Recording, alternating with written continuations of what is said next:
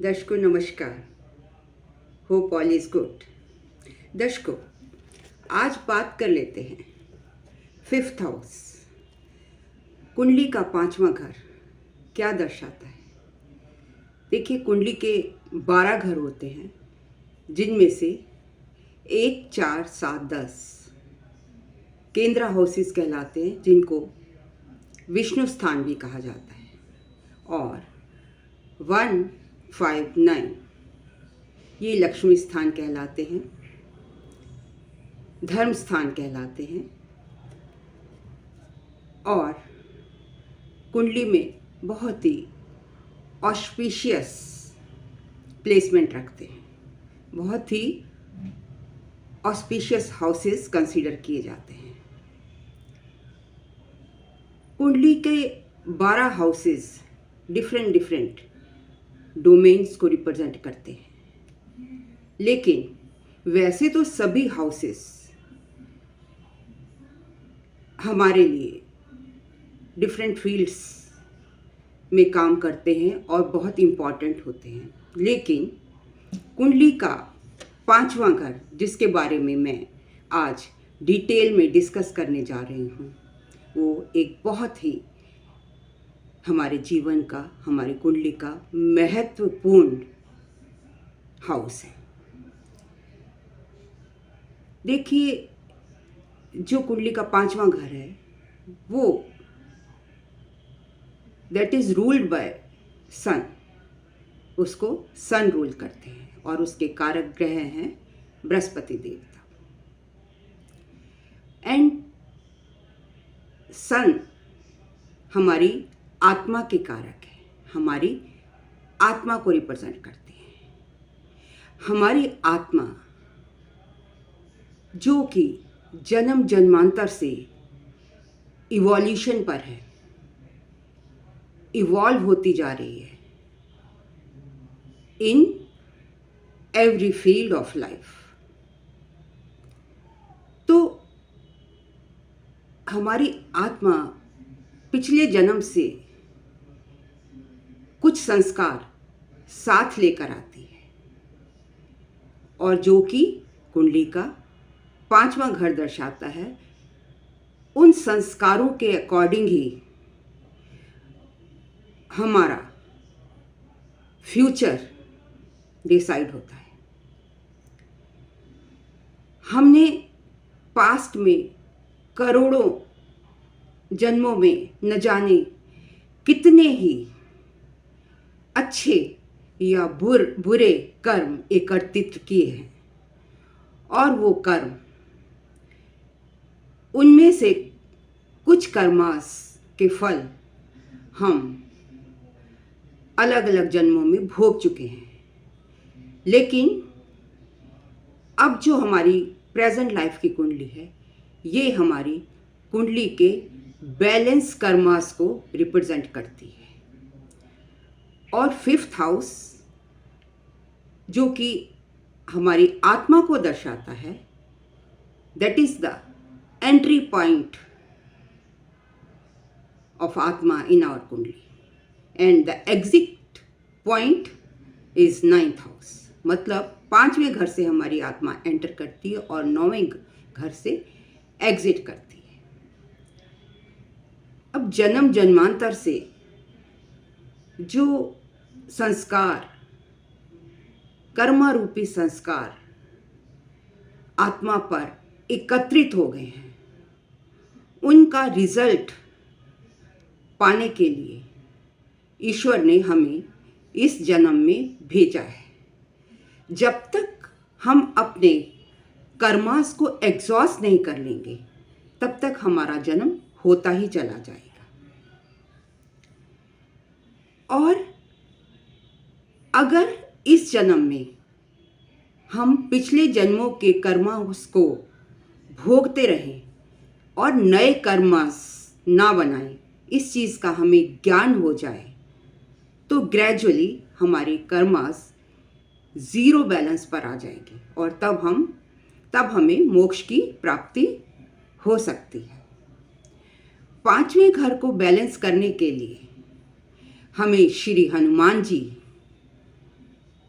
श्री हनुमान जी की प्रेयर्स करनी चाहिए, जिससे कुंडली का 5वां घर बैलेंस रहता है। हनुमान चालीसा का सभी को पाठ करना चाहिए।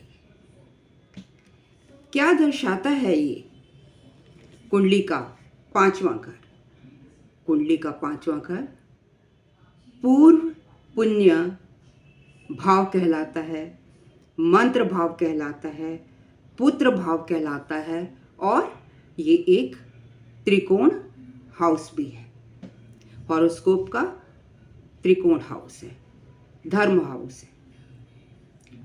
कुंडली के 5वें घर से हमें पता चलता है कि 5वां घर, कुंडली का 5वां घर अपने में एक स्टोर के रूप में हमारे कर्मास को एक्यूमुलेट करके रखता है। It shows the accumulation of karmas. ये हमारे बैंक बैलेंस मनी वाइज नहीं, बैंक बैलेंस ऑफ कर्मास को रिप्रेजेंट करता है। और पूर्व कर्मास जो हमने पिछली लाइफ में किए हैं, वो हमारी प्रेजेंट लाइफ को इफ़ेक्ट करते हैं। मतलब हमारे पिछले कर्मों का इफ़ेक्ट हमारी प्रेजेंट लाइफ में 5th हाउस के थ्रू देखा जा सकता है। 5वां घर हमारी प्रोजेनी को भी दर्शाता है, इसीलिए इसको पुत्र भाव भी कहा जाता है। मतलब this is also called house of children. कितने बच्चे होंगे, हमारे कितने चिल्ड्रन होंगे, उनकी लर्निंग कैसी होगी, ये सब, उनके संस्कार कैसे होंगे, ये सब हमारा कुंडली का 5वां घर ही दर्शाता है। कुंडली का 5वां घर बताता है कि हमारी आत्मा कितनी एडवांस हुई है इन रियल्म ऑफ स्पिरिचुअलिटी। मतलब वो कितने ग्रेजुअली किस लेवल तक, स्पिरिचुअलिज्म के किस लेवल को उसने अचीव कर लिया है, कितने हाई स्टेटस तक हमारी आत्मा पहुंच गई है, और आगे की जिंदगी में ये कि इस आत्मा की लेवल की कितने एनहेंसमेंट होगी बाय लर्निंग मंत्रास को लर्न करके भी स्पिरिचुअलिज्म के लेवल को हाई किया जा सकता है। और इसीलिए, और ये हम कहाँ से देखते हैं? कुंडली के 5वें घर से। इसलिए इसको मंत्र भाव का नाम भी दिया गया है। One of the signification of 5th house is mantras house, मंत्र सिद्धि। कुंडली का 5वां घर जो हमारे प्रोजेनी को दर्शाता है, अच्छी बुरी इंटेलेक्चुअल किस टाइप की प्रोजेनी होगी, ये सब भी 5वें घर से ही अकॉर्डिंग टू आवर पूर्व पुण्य कर्मस ही डिटरमिन होती है। 5th house also represents our intelligence, कि एक पर्सन में, हम लोगों में या आप में, कितनी ग्रेस्पिंग पावर है, इंटेलिजेंस, कितनी इंटेलिजेंस है, कितनी तेजी से आप किसी भी सब्जेक्ट को, किसी भी चीज़ को, नॉलेज को ग्रेस्प करते हो। और ये किस पर डिपेंड करता है? ये डिपेंड करता है बेनिफिक प्लैनेट मरकरी पर। मतलब 5th हाउस में मरकरी की पोजीशन कैसी है, whether Mercury is sitting here in good state, aspecting it, और जैसी इसकी, और इन एक्सल्टेशन स्टेट, और नीच की स्थिति में है। जैसी भी मरकरी की स्थिति होगी वो हमारी इंटेलिजेंस को दर्शाएगी, हमारी ग्रास्पिंग पावर मरकरी की पोजीशन पर डिपेंड करती है। दिस इज ऑल्सो कॉल्ड पितृभाव। पितृभाव क्यों? बिकॉज ये घर 9th से 9th है और 9th house is of father and forefathers. तो ये घर because it is 9th, 5th house is 9th from 9th, it is also a house of father and forefathers. पितृदोष, 9वां घर क्या दर्शाता है? पितृदोष, हमारे पूर्वजों के कर्सेस, उनके द्वारा कर्स हमारी लाइफ में आएंगे या हैप्पीनेस आएगी। पितृदोष होगा या कैसी स्थिति होगी, ये भी हमारे 5वें घर से देखा जा सकता है। Because 9th house is of पितृ and this is also 9th from 9th। So पितृदोष can also be seen from 5th house. मतलब यहाँ पर रेथ ऑफ फोर फादर्स होगी और there will be a blessing of forefathers. It will be represented by the placement of benefic or malefic planets in 5th house. 5th house also represents our sacred knowledge कि हम अपनी ज़िंदगी में कितनी sacred knowledge accumulate करेंगे, धर्म के बारे में, स्क्रिप्चर्स के बारे में कितना ज्ञान accumulate करेंगे। क्यों? क्योंकि it is again 9th from 9th which is a 9th is a sacred house, Dharma house, और ये 9th से 9th है। एफ्लिक्शन टू मदर, 5वां घर मदर की एफ्लिक्शन भी दिखाता है। कैसे? क्योंकि ये 4था घर मदर का हाउस है, मदर हाउस है, प्रॉपर्टी का हाउस है, कन्वेंस का हाउस है। तो 4th हाउस से ये 2nd हाउस है। तो इसका मतलब ये अगर हमारे मून को एफ्लिक्शन होगी या 5वें घर में बैठे प्लैनेट को एफ्लिक्शन होगी तो ये मदर को भी एफ्लिक्शन दिखाता है। Younger brothers, because younger brothers की सक्सेस को भी हम 5वें घर से देख सकते हैं। तीसरा घर हमारा यंगर ब्रदर्स या यंगर सिबलिंग्स का है, बेसिकली यंगर ब्रदर्स का माना जाता है। तो ये this is 3rd from 3rd, it shows the success of our younger brothers. 5वें घर में प्लैनेटरी पोजीशंस को देखकर, मतलब बेनिफिक प्लैनेट्स हैं या मेलिफिक प्लैनेट्स हैं, benefic always give ease in our life and give easy success. और अगर यहाँ पर मेलिफिक प्लैनेट हैं तो इसका मतलब विद ग्रेट एफर्ट्स जो है हमारे ब्रदर्स को, यंगर ब्रदर्स को सक्सेस मिलेगी, और अगर बेनिफिक्स हैं तो इजी सक्सेस मिल जाएगी। Spiritual commitments, this is also a house of spiritual commitment, because 9वां घर किसका है?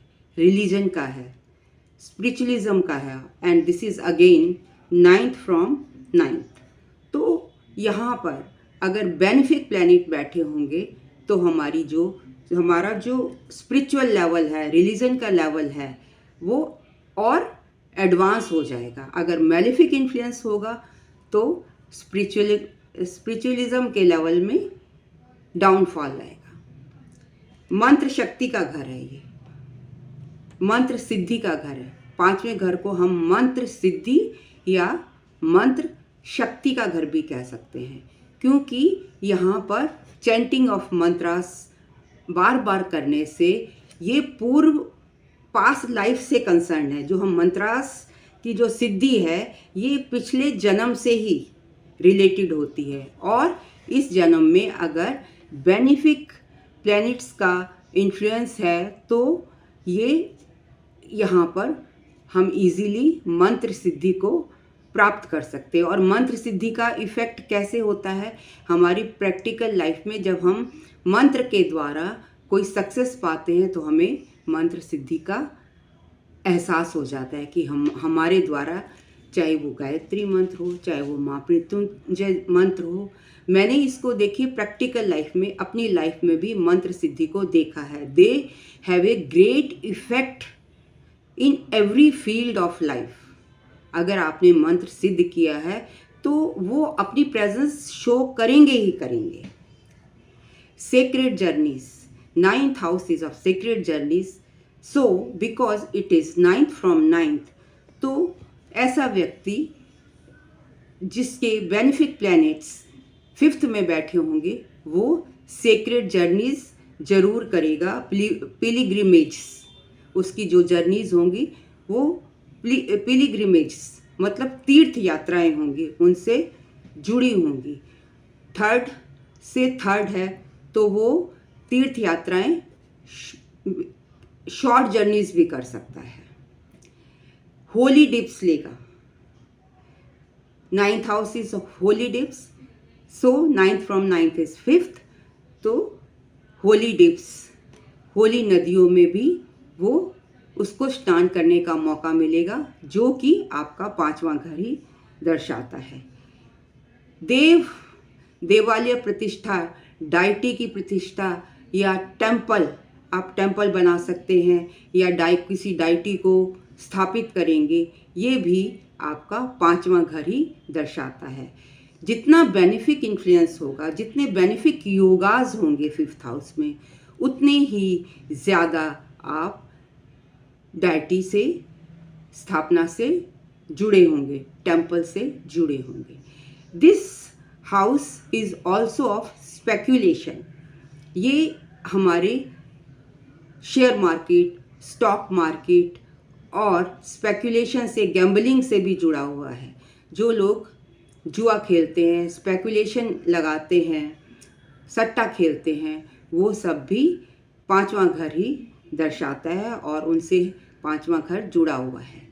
This house is also of imaginations, मतलब आपके अगर यहाँ पर बेनिफिक प्लैनेट्स बैठे हैं या जैसे सूर्य जैसा प्लैनेट बैठा है या चंद्रमा बैठा है, तो आपके बृहस्पति बैठा है, तो आपके इमेजिनेशंस को ये इतना ज़्यादा बढ़ा देगा कि आप ऐसी कविताएं, ऐसी कथाएं या ऐसे वेद लिख सकते हैं जिनका आप सोच भी नहीं सकते हैं।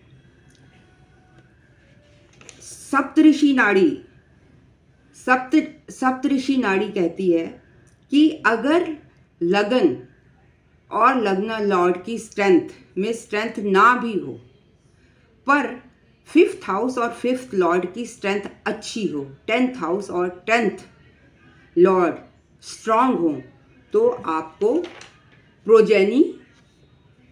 प्रोजेनी मिल सकती है, मतलब बच्चे का जन्म हो सकता है।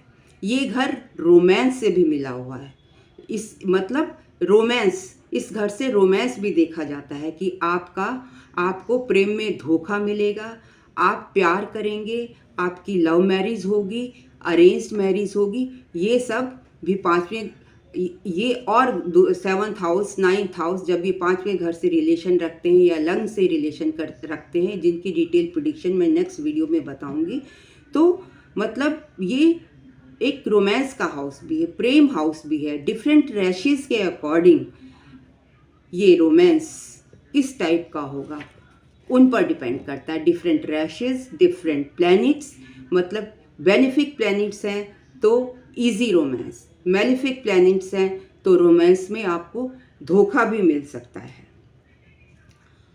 और अगर 5th हाउस 6, 8, 12 से कनेक्ट हो जाए तो इतने अच्छे रिजल्ट्स नहीं देता है। मान लीजिए 6ठे का लॉर्ड 5th में आ गया, 6th लॉर्ड जब 5th में आ जाएगा तो क्या होगा? 6th house is of competition house, 6th house is of रोग, ऋण, रिपू का, तो ये सभी 5वें घर में आ जाएंगे। लेकिन इसको कैसे ठीक किया जा सकता है? इसको ठीक करने के लिए अगर 6th हाउस सेवा भाव भी है, ऐसा व्यक्ति हमेशा दूसरे से जेलस करेगा, सोचेगा कि वो मेरे से आगे कैसे बढ़ गया अगर 6th लॉर्ड 5th में बैठा है। तो अगर आप सेवा भाव से जुड़े रहेंगे या आपके बच्चों में कंपटीशन की भावना और दूसरों से जेलस फील कर रहे हैं, तो उनको वॉलंटरी सेवा में लगाइए। जो व्यक्ति सेवा से जुड़ा होगा उसको छठे घर के सिग्निफिकेशन, बीमारी, कर्ज और जेलस जैसी वस्तुएं या जैसे ट्रेड्स नहीं सताएंगे। तो 5वां घर बहुत ही ज़्यादा इम्पॉर्टेंट है। अब हम देखेंगे कि जब 5वें घर में अगर कई बार ऐसा होता है कि हमें मृत्यु के बाद शीघ्र ही जन्म मिल जाता है, हमारी आत्मा को वेट नहीं करना पड़ता। ये आपको कैसे पता लगेगा? अगर 5वें घर या 5th लॉर्ड का संबंध लग्न से बन रहा हो, तो इसका मतलब हमारी मृत्यु के बाद, हमारी आत्मा का शरीर से निकलने के बाद हम तुरंत जन्म ले लेंगे। लेकिन अगर 5th लॉर्ड या 5th हाउस की कंडीशन अच्छी नहीं है या वो वहाँ पर कोई डेबिलिटेटेड प्लैनेट बैठा है या कोई दग्ध राशि बैठी है या अयोगी प्लैनेट है वहाँ पर, तो ऐसे में 5th हाउस में ब्लेमिश आ जाता है। तो जब इस तरह की प्लेसमेंट होती है, मतलब 5th हाउस की कंडीशन अच्छी नहीं होती और वो उसका संबंध लग्न से भी नहीं होता। अगर लग्न से संबंध होगा तो हमारा रीबर्थ साथ के साथ हो जाएगा। अदरवाइज हमें 84 के साइकिल में फिर से घूमना होगा। अगर 5th हाउस या 5th लॉर्ड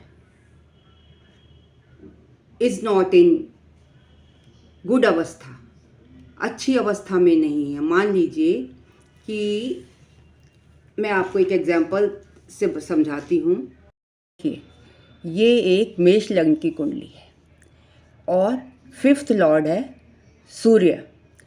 सूर्य देवता पीड़ित हैं, किससे? राहु से पीड़ित हैं।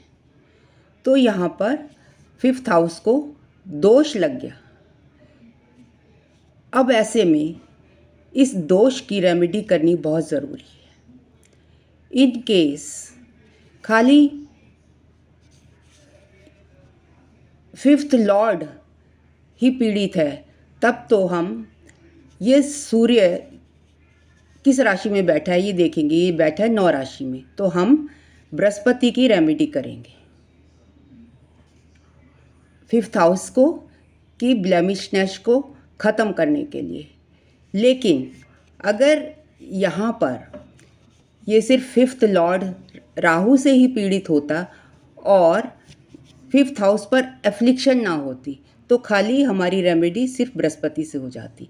लेकिन क्योंकि 5th हाउस के ऊपर 9th एस्पेक्ट राहु का भी पड़ रहा है और 11th हाउस से मार्स का भी पड़ रहा है, तो इस वजह से इसका मतलब 5th house and 5th Lord दोनों ही इसका मतलब 5th हाउस भी और 5th लॉर्ड दोनों ही एफ्लिक्शन में आ गए हैं। तो इस वजह से हम नवांश में जाएंगे और नवांश में देखेंगे कि जो हमारा 5th लॉर्ड सूर्य है वो किस राशि में बैठा है। ये यहाँ पर बैठा है मेष राशि में। तो इसका मतलब ये है कि हमें मंगल 5th हाउस के दोष को ख़त्म करने के लिए हमें मंगल की रेमेडी करनी पड़ेगी। अगर द्वेषकोण में या द्वादश मास में 5th house is ill placed and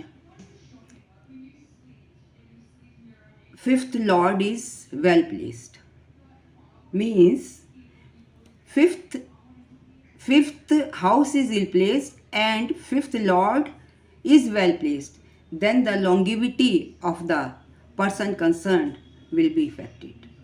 And to see the longevity of mother, father, and mother and guru, we'll have to see Dreshkon and Dwadasmansh planetary position. If Mars Mars is sitting in fifth house or is associated with fifth house in Dreshkon or Dwadasmansha, then brother of the native will have some arrest pertaining to longevity. ये longevity की बात हो रही है.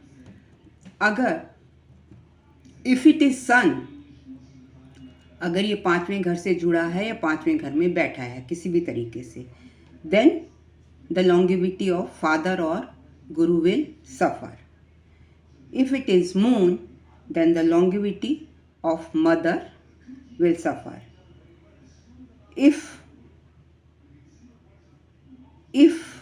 the fifth lord is placed in ninth house, then one may have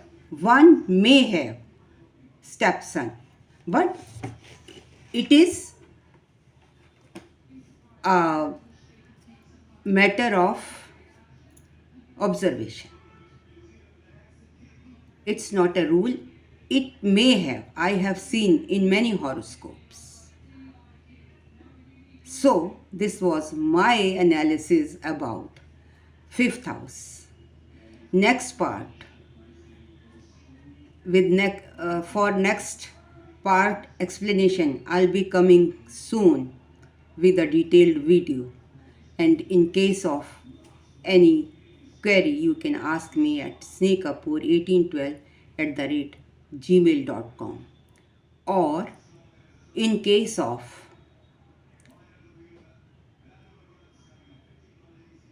any query, you can write to me in comments. And if you liked my video, kindly like, comment, share and subscribe. If you make, some people made a very bad comment on my looks, that doesn't matter. She is making her own karmas. So be nice to every person. Thank you very much for watching me so patiently.